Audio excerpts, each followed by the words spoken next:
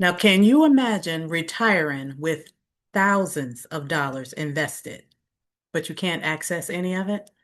So you'll have financial freedom on paper, but be broke in real life. That's exactly what will happen if you follow traditional money rules that are meant for people who plan to work until their 60s or 70s. If your goal is financial freedom in early retirement, you're going to need a different approach to make sure you don't go broke.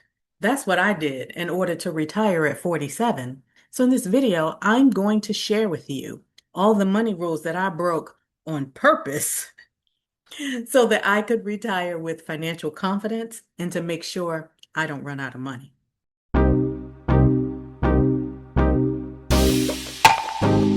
If you're new to my channel, hey, I'm Malika. After building my portfolio while raising my daughter as a single mom, I retired early at 47. Now I live abroad on the passive income generated by my investments. And on this channel, I share my experiences to help other women achieve their own version of freedom and hopefully make smarter financial decisions without overcomplicating money. So, welcome, new friends, and welcome back to my OGs. Now, we've all heard the traditional money rules like save for emergencies, invest in your 401k, diversify your portfolio, and many others. Now, I'm not saying any of those rules are wrong, but some of them are terrible if you're pursuing early retirement. So here are all the money rules I broke before I retired early. And man, I'm so glad I did. The first money rule: save an emergency fund of 3 to 6 months living expenses. I know you've heard that one.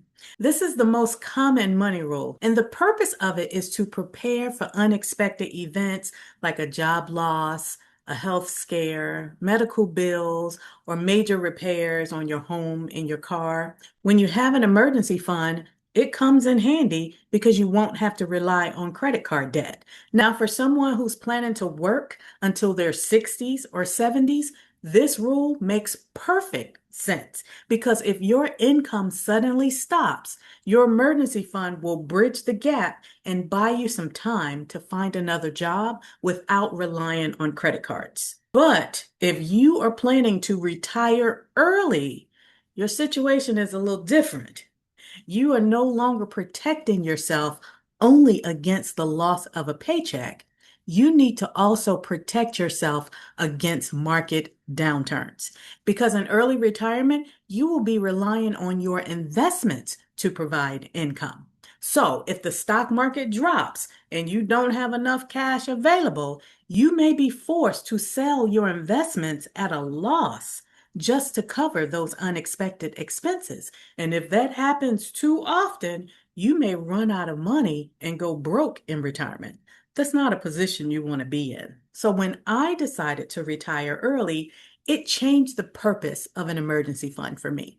Instead of thinking about an emergency in terms of my monthly expenses in the event of a job loss, a sickness, or a major repair, I had to think about my investment portfolio and my early retirement strategy. So before retiring early, I had to build a larger cash reserve to cover my expenses in the event of a prolonged market decline. Instead of the traditional 3 to 6 months of expenses, my emergency fund, which I now call my peace fund because it gives me peace of mind, but my peace fund covers 1 to 2 years of expenses. And the reason why I increase my reserve is because it will give my investment portfolio time to recover so I wouldn't need to sell any assets at a loss. Now, you may only need 1 year, but I'll say this: a larger cash reserve buys you time and it also buys you peace of mind. So if the stock market drops, let's say 30% or more during a bear market, I don't have to panic. I could simply live off of my peace fund to give my portfolio that time to recover. It helps me to sleep at night because my quality of life in early retirement isn't solely dependent on what happens in the stock market every month. Another money rule that I had to break was Max out your 401k to make sure you get all the tax benefits. Now, you'll hear a lot of financial experts recommending maxing out your 401k because of the tax advantages you'll get while also building your retirement savings.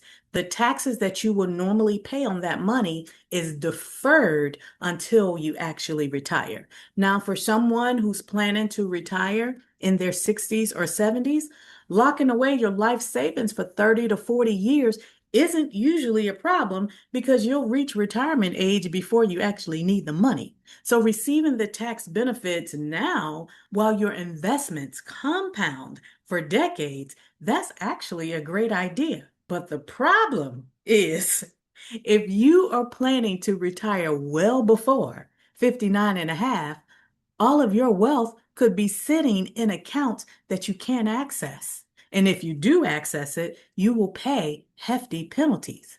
So you'll have financial freedom on paper, but be broke in real life.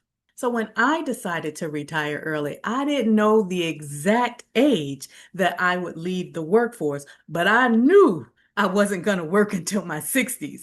I eventually retired at 47, which is 13 years early. So had I put every dollar into my 401k, none of my money would be accessible to me right now.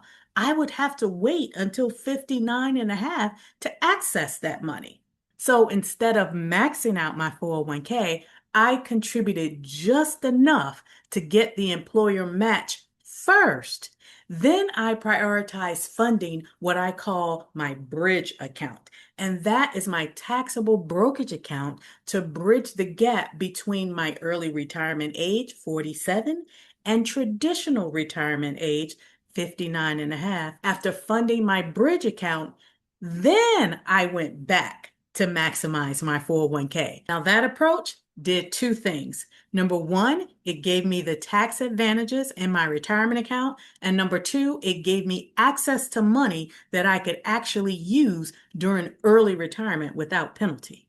And when I retired at 47, that taxable account gave me peace of mind because I didn't have to worry about how I was going to pay my expenses for 13 years until I could access my 401k. Now, another money rule I broke to retire early is to diversify your investments with stocks and bonds. The most common asset allocation is 80-20. That's 80% stocks and 20% bonds. And as you get older, financial experts actually recommend moving more of your portfolio from stocks and into bonds because bonds tend to be less volatile than stocks.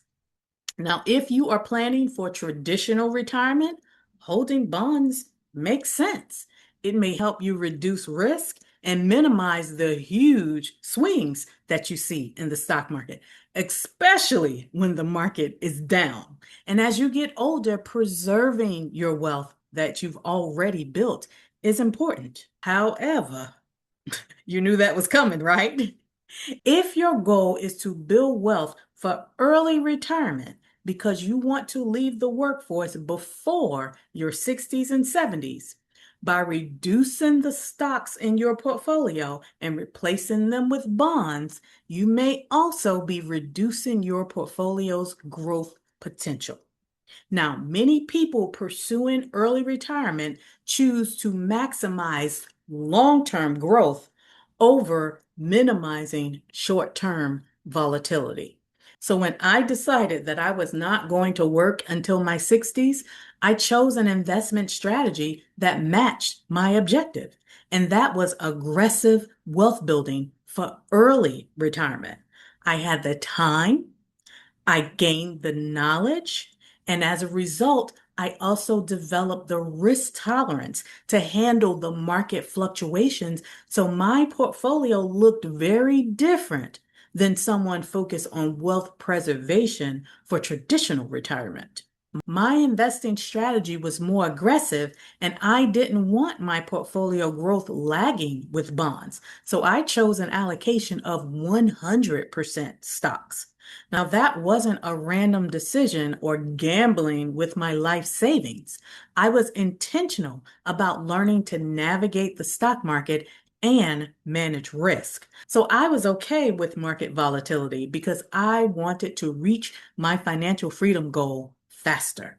If I held bonds in my portfolio, it would have led to slower growth and possibly some trade-offs, either a smaller portfolio and limited income, or I probably would have had to work longer, and neither was an option for me. Now, after I retired early, my priorities shifted again, so my investing strategy also evolved.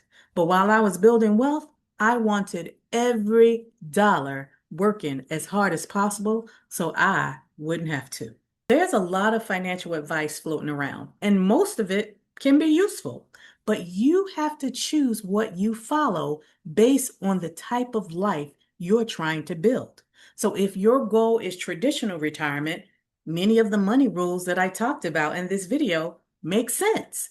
But if you want financial freedom to retire years earlier than the average person, you will need a different approach.